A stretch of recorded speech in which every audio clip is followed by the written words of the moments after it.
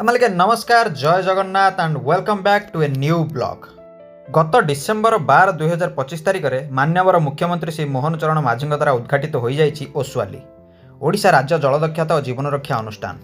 यह पुरी जिलार कोणार्क निकटवर्ती रामचंडीर कुशभद्रा नदीकूल अवस्थित। यह बंगोपसागर निकटवर्ती होइथिबारु जल क्रीड़ा और उद्धार कार्य तालीम पाई उपयुक्त स्थान अटे।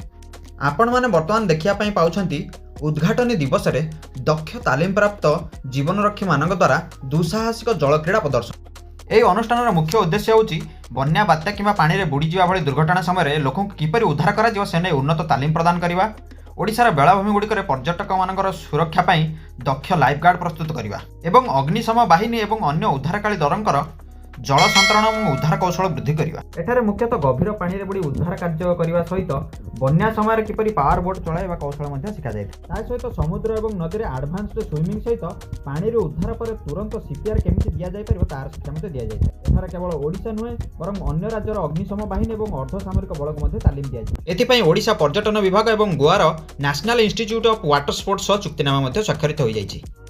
यही इंटरेस्टिंग वीडियो देखा चैनल टी लाइक करूँ, शेयर करूँ, सब्सक्राइब करूँ। रही जय जगन्नाथ।